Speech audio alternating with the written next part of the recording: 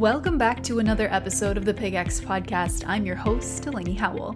Today's episode is focused on a very important topic to our breeding system, gilt eligibility and sow longevity. I'm joined by two industry guests who know a thing or two on the topic. Jennifer Patterson, a research associate at the University of Alberta in Canada, along with Matt Romoser, a swine extension specialist at Iowa State University, have spent years researching and developing the framework for this very important topic. Sow longevity is a huge subject, but one that really starts from birth. Let's turn it over to Jennifer to share a bit more background and get us in the right mindset for framing today's conversation. So when we think of why sow longevity is important, it's because it's an important component of sow lifetime productivity.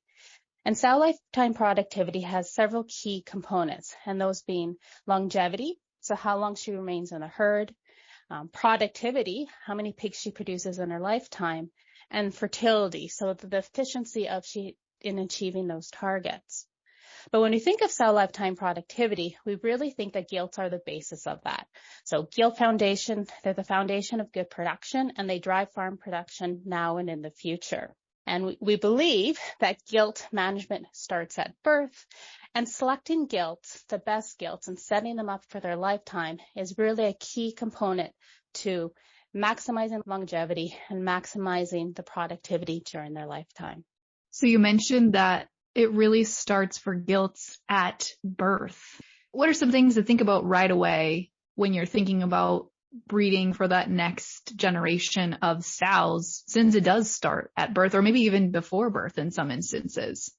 No, exactly. When we think about birth or the management at birth, there's a lot of great data showing that low birth weight really is a risk for prenatal mortality, poor growth, and lower retention until final selection. So it is a measure of and drives sow lifetime productivity. One thing that is really important at birth is that post-farrowing management or day one care, and that includes colostrum intake, cross-fostering, and weaning age.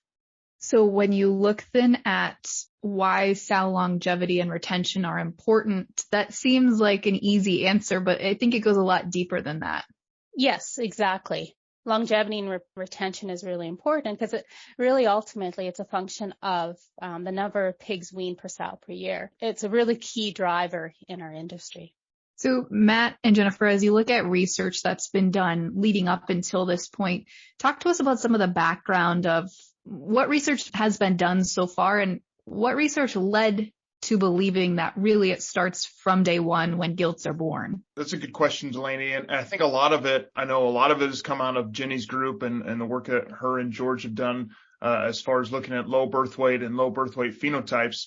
I think other research in that area that would support a lot of that, just as far as that prenatal growth. And obviously a low birth weight pig is probably physiologically stunted in several aspects, whether that animal's organs are underdeveloped when that animal is born, or what that pre-weaning, post-birth or postnatal environment's like, much like what Jenny just alluded to as far as colostrum intake, competition within the litter, and how much pre-weaning growth that animal gets.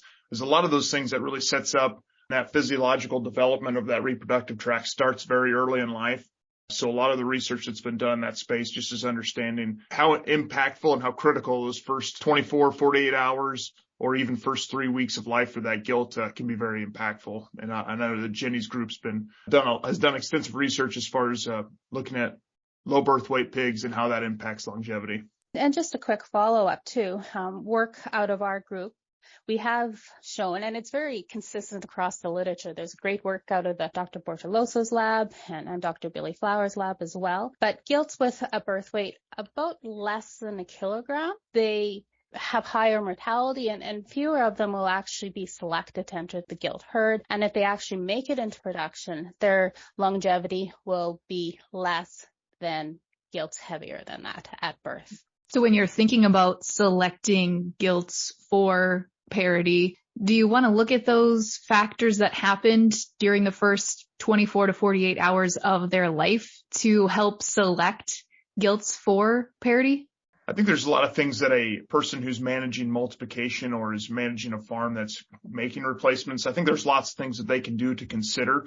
Obviously, like what we've been discussing here, looking at birth weight is an important phenotype to be able to keep track of. But also, just keeping track of those gilts that are born below a kilogram are obviously ones that can pretty quickly be written off as non-replacement candidates. And then doing just various management strategies to try to normalize, that lactation environment or that nursing environment for those young pigs. So whether that be trying to cross foster and make sure that pigs have as good of a chance to grow and maximize that pre-weaning growth rate during that critical time or during the first couple of weeks of life. I think there's lots of things that just that farrowing house manager can do if they're in a multiplication situation where they're making F1 females. I think there's lots of things that can be done just to be able to maximize those pigs' chances to optimize growth, or even things like split suckling. If a lot of these sows can certainly produce a lot of pigs and oftentimes can produce more pigs than what they're equipped to be able to nurse. So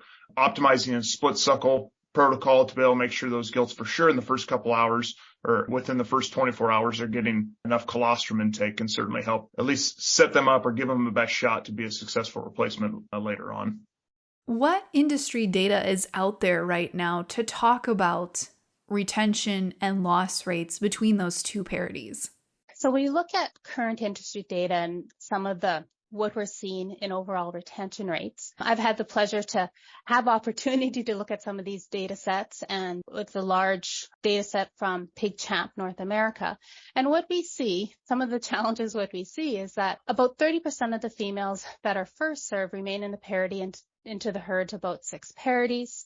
What we see is that about 8 to 10% of these gilts do not farrow parity 1 that were served. And this is really a function of farrowing rate. We also see that the typical loss between parity 1 and parity 2 range between about 14 to 19%, and the loss in subsequent parities range from about 10 to 13%.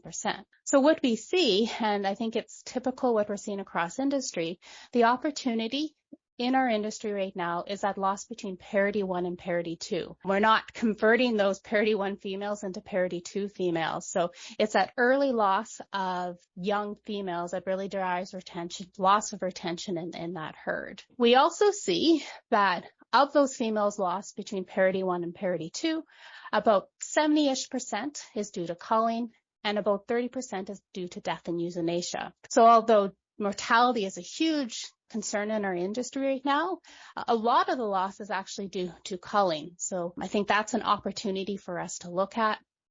And if we consider the top 3 reasons for loss between parity 1 and parity 2, it's driven by reproduction reasons, a lot of culling for reproduction reasons, whether those are no heats, fail to return to estrus, or not in pig, lameness, and low productivity. So when you look at the industry standard, is there an industry standard or should there be when it comes to the number of parities that we see a sow reach? I think some of the older research would show, or some of the research shows that we'd like to see females make it to at least parity 3. Once they reach that parity, they seem to remain in the herd. But this is where the female becomes cost productive in her lifetime. I think that the typical thought across industry for many years now has been just what Jenny said, where it somewhere happens around parity 3 is when that replacement gilt starts to become a positive return on her investment. I think it's important for producers to recognize, at the current situation where cull sow prices are low, feed sow costs are high, but also the type of sow that we have today versus the sow that we had 15, 20 years ago when a lot of the economics were kind of put together. The sow that we have today is significantly more prolific. So I think it's a little bit unsure of really where that break even is today on sows, as far as we're weaning more pigs, but we're also doing it with a lot higher input costs and challenges right now with cull sow prices. But in general, I think the industry benchmark is to try to aim for that, get that sow to at least parity 3 and probably maintain a herd average parity. Typically, you'll see around 3.5 for that herd average parity size. And as you mentioned, between parity 1 and parity 2 is where we see a big drop off of sows that are usually getting culled or euthanized. What's an industry target that we have right now to see that reduction from parity 1 to parity 2? Do we have a goal in mind of how much we'd like to see that reduced by? I think that's something that we really need to evaluate within our industry again. But some of the data would say about 10% loss per parity. And right now, I think it looks like in some of the data, we're looking at as much as 14 to 19, 20% loss during that parity 1 to parity 2 period.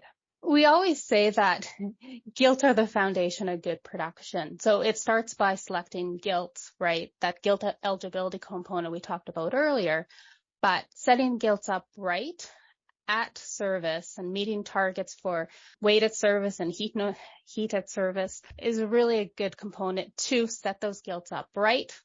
So once they fare their first parity, they have a better chance of making it through that second parity or that first lactation. I don't think the gilt eligibility recommendations, I don't think those can be overstated enough as far as just making sure those gilts are at an optimal age and an optimal weight and an optimal physiological state as far as body condition, heat no service, physically mature. I don't think it can be overstated enough of how much impact that can have on just retention, at least getting that sow through that first litter. And I think what's really important is the gilt development unit and how we use the gilt development unit to set these gilts up so we hit those targets. Jennifer, since you mentioned gilt development unit, I think this is a good time to dive a bit deeper into that subject. So let's start a little bit with what is a gilt development unit? I think it's a specialized unit within the sow barn or any farm that really focuses on gilt development. And I think it's a really critical stage. So I think it's really important to put the time and effort there into that gilt development unit that's needed. We need specialized GDU staff. We need the proper time allocated to the gilt development unit. And I think those are all critical components, at least in that gilt development unit. Because just as the name suggests, it's the place that we can develop gilts and have specialized care during that important part in their life. Like what you say there, Jennifer, as far as having, allocated staff to the GDU. A lot of times you go on farms and, maybe it's the people who are in charge of running the gestation barn or do routine heat checks or running the boar. They're the person who's also in charge of managing the GDU. And a lot of times I think it can become sort of a secondary activity for them because they've got so many other high value tasks to do in a day, especially if you're on a farm that's short on labor. They've got to be able to find sows that are returning, making breed targets. There's a lot of other high value tasks that happen during the day. And a lot of times I feel like gilt development becomes a second priority. So I really like what you state there. And just as far as having a specific labor force to really prioritize getting those gilts off to right start and optimizing when they're going to be, entered into the herd. And I also think another key component of that in any gilt development unit, we have to provide them the tools to be successful, whether that's the setup in the gilt development unit so they can do puberty stimulation and heat detection correctly, making sure we have enough number of boars that are in the gilt development unit to be successful at that job. And another opportunity, I think, is how you manage it. So data becomes a really important part of that because it goes back to the old saying, if you can't measure it, you can't manage it. We're going to talk a little bit more later on in the episode about the idea that you can't manage what you don't measure. But for now, let's focus a little bit heavier here on gilt development success. There's really 4 main key components to make sure you're setting gilts up for success. So let's dive into those. I think the first one is age of puberty. We'd like to see gilts reach puberty by about 190 days of age, 190, 200 days of age. And this is going to enable us to get the next 2 targets, which is a weight at service and achieving a heat at service or having a heat no service. And the best thing we can do to get that first target of age at puberty is to start puberty stimulation early. And that's one of the key drivers of a successful gilt development unit. When you think about the eligibility requirements, if the staff and employees are really doing a good job and are given the resources to really be successful, we've started boar exposure early, we've adequately conducted, boar exposure to stimulate these gilts to come into heat by an appropriate age, and we've optimized growth rate to this point, the age at which they get bred, I think, becomes sort of more of a checks and balances as far as trying to get them bred by 30 to 32 weeks. If we already have a documented H&S well in advance of that, I think it really helps set up that gilt to be bred in an optimal body condition state and physiological state. And I also think that because weight is such a driver of retention, so when we're looking at targets for breeding, it's about 300 to 350 pounds, and that's the weight that we target. And that's really an important component of that longevity topic that we're talking about today. Those gilts that are bred heavier tend to be removed out of the herd sooner. It could be due to feet and leg problems, for example. And we have to remember, if they're bred heavier, they're going to be heavier during their productive lives. So it's also going to cost them more to feed as well. That's a huge statement there, in my opinion, when you really think about, because I've been on farms in situations where, a producer can pull up data and say they get their best litter size maybe when a sow is bred a little bit later. But I think when you think about what we were just discussing as far as what was the extra feed cost that it took to get to that sow to that age, and really all that was non-productive days that were accumulated there. And then what are the downstream effects of putting on that extra weight in that time point? I know we mentioned lameness, but also just as far as what's her lactation performance, if she's a little extra over conditioned at the time of breeding, and how do we manage that? What's the structural conformation and stability? And then, like you said, heavier throughout their productive life and ultimately become a more costly sow because of that, because they have a higher maintenance cost. And I also think it's really important too that we maybe need to start rethinking about what gilt management is. We talk a lot about hitting those targets for age of puberty, having a heat no serve, weight of puberty, and that age component, but it just doesn't stop at that gilt first breeding. So maybe we need to reconsider what we view as gilt management. Maybe it's P1 development. So we need to know how many gilts actually farrow that first litter, and also how many of those gilts farrow their second litter. So that key component of retention. And once we start doing that, we expand that P1 development phase, but I think it'll have really important positive effects on that retention and longevity, as well as sow lifetime productivity. So there's pre-selection 1, and then we get into pre-selection 2. What differs between those two stages? Well, when you look at pre-selection 1, that occurs about birth and at weaning. So many of the things we talked about before, gilts should be above about 1 kilogram at birth. And we talked about before that post-farrowing management, day 1 care is really important. But pre-selection 2 is a little bit later in life. It's about 140, 150 days of age. And this is prior to gilts entering that final selection stage, so that heat checking, that puberty stimulation phase. And I think it's really important, if we have the number of gilts to have a higher selection criteria, is to group or categorize gilts at entry into the gilt development unit. So we might want to simply set up standards that if gilts are growing less than 0.6 kilograms per day, or they have poor health, inadequate number of teats, they have any defects or are unthrifty, they're not permitted to enter that final selection stage. So the other group would probably be called prime gilts or pre-select gilts. So having that selection phase right there, I think, is another kind of key component to set up gilts for the best future production. So I think the final selection stage, there's several key components of this.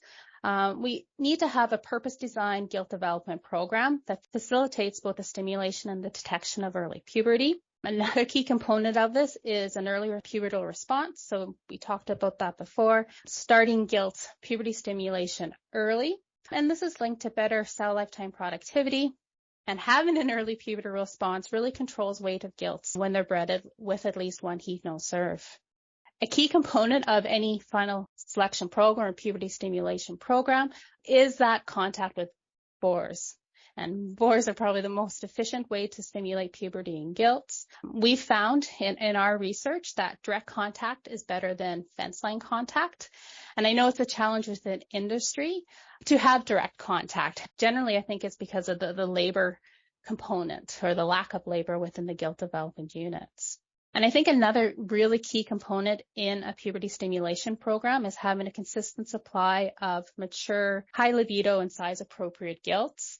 And I think it's really one of the most unrecognized components of the gilt development unit. And it's often when you go into farms, you look at the boars that are used with any gilt development unit, and often they're the friendliest boars. They're a bit older, they're easy to move, but they're not necessarily good for puberty stimulation. So having boar replacement plan is also under-recognized. And I'd like to see new boars entering the gilt development unit at least on twice a year in the very minimum.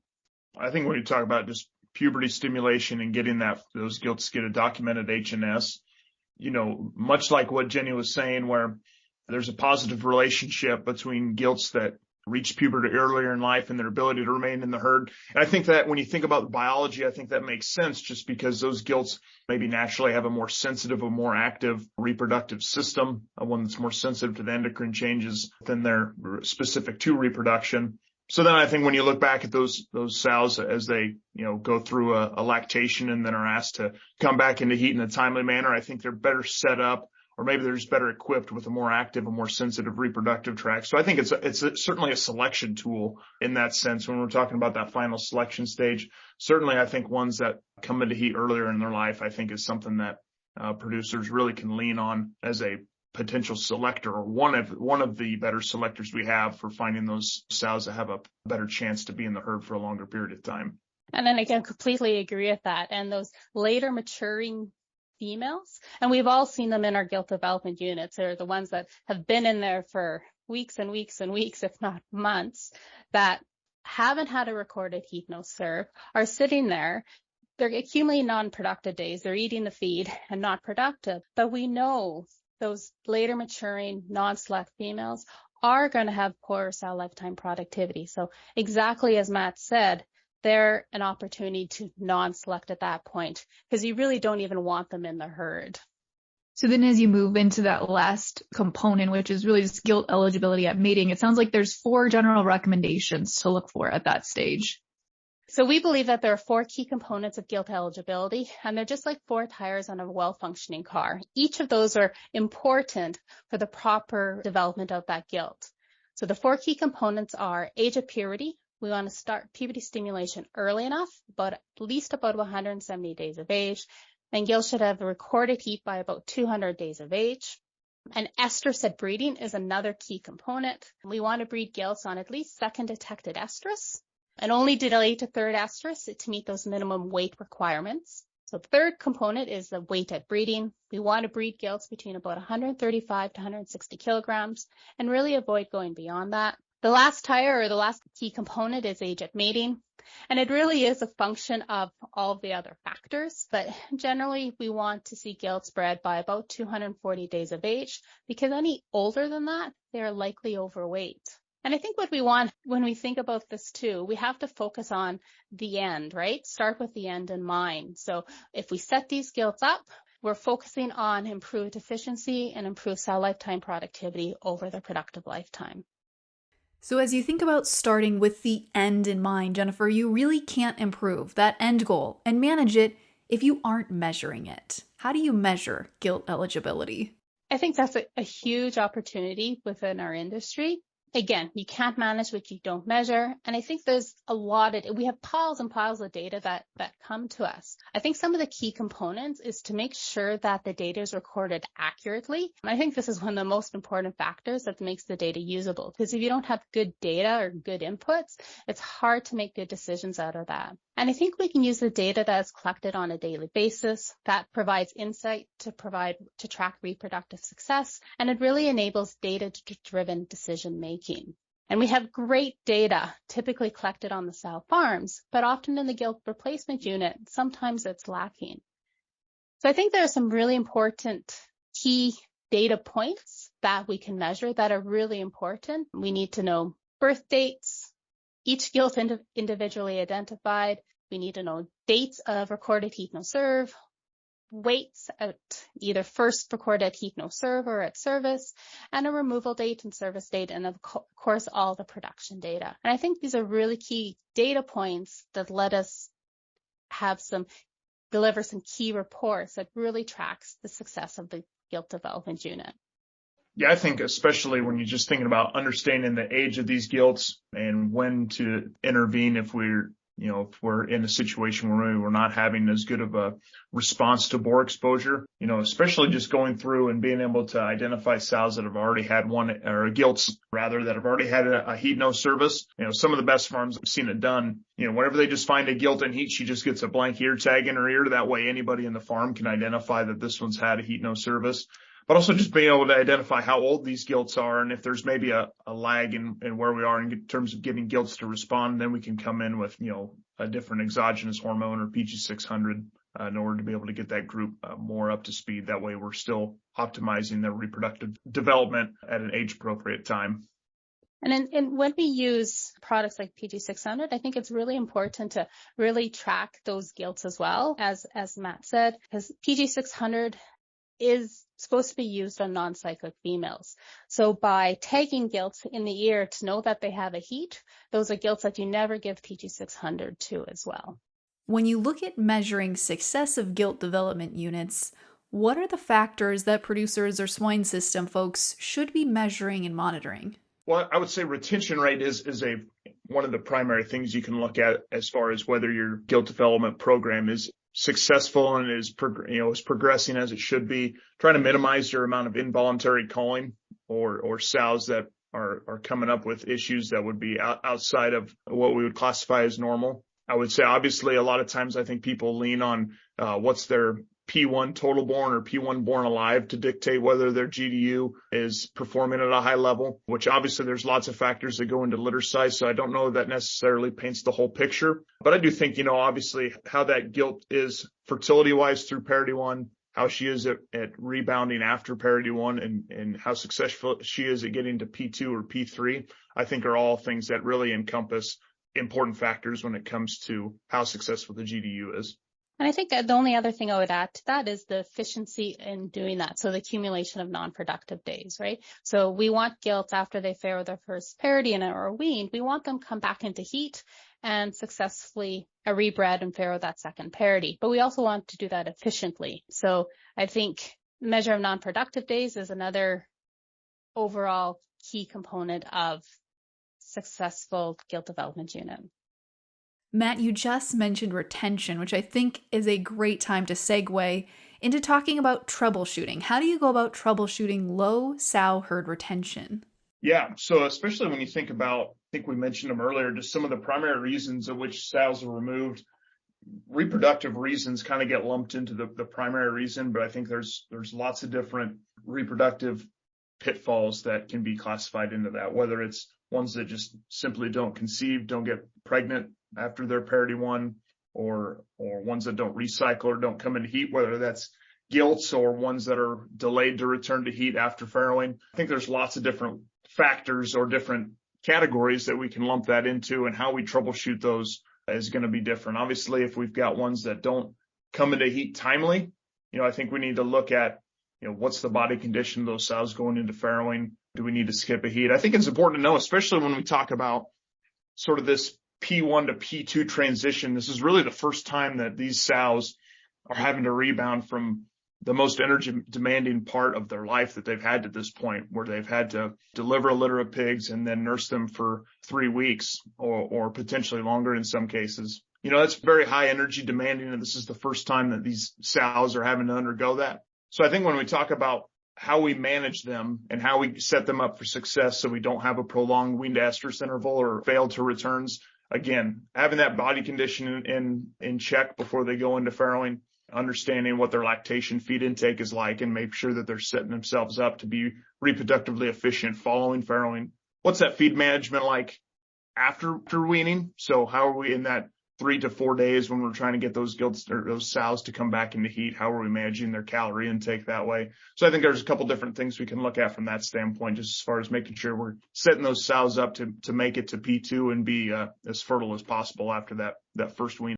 Well, it's that time in our episode, listeners, where we have our guests share a few simple take-home messages. When we sit here and talk about gilt development, gilt retention, I think it's easy for us to sit here and converse about it, but I think the reality is it's challenging on farm. There's only so much time in a day for employees to be able to execute it. And I think it's just really important to make sure that we're treating this as a priority. When we talk about making sure a sow farm can sustain some profitability, setting those gilts up to be your next generation of sows that are going to make up a large portion of your breeding herd. They play a big part in how profitable that farm can be. So I think it really warrants dedicating some time to gilt development and really making it a high priority activity for employees on farm. I think is a big thing.